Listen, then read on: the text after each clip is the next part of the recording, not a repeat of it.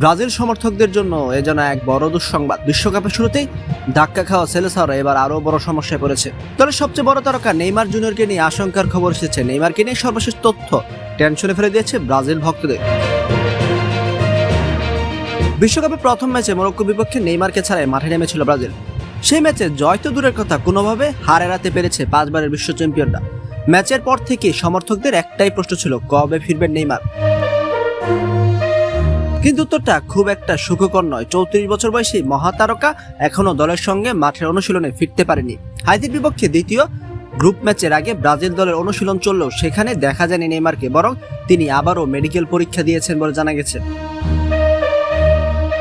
মনে করে দিই, গত 17 মে শান্তসুরে খেলতে গিয়ে পায়ের পেছনের পেশিতে চোট পান নেইমার। সেই চোট নিয়েই তাকে বিশ্বকাপ দলে রাখা হয়েছিল। ব্রাজিল ফুটবল ফেডারেশন এবং দলের চিকিৎসকরা আশা করেছিলেন গ্রুপ পর্বের মাঝামাঝি সময় হয়তো তাকে মাঠে নামানো যাবে, কিন্তু বাস্তবতা বলছে সেই সম্ভাবনা এখন অনেকটাই ক্ষীণ। ব্রাজিলের সংবাদ মাধ্যমগুলোর দাবি, চিকিৎসকরা এখন নকআউট পর্বকে লক্ষ্য করে নেইমারের পুনর্বাসন পরিকল্পনা সাজাচ্ছেন। অর্থাৎ গ্রুপ সিতে হাইতি এবং স্কটল্যান্ডের বিপক্ষে ম্যাচ দুটোই মিস করতে পারেন তিনি। এখন প্রশ্ন হলো, নেইমারকে ছাড়া কতটা এগোতে পারবে ব্রাজিল? মরক্কোর বিপক্ষে ম্যাচে আক্রমণ ভাগে তার অভাব স্পষ্টভাবেই চোখে পড়েছে। মাঠে একজন নেতা এবং অভিজ্ঞ খেলোয়াড়ের অভাব অনুভব করেছে দল।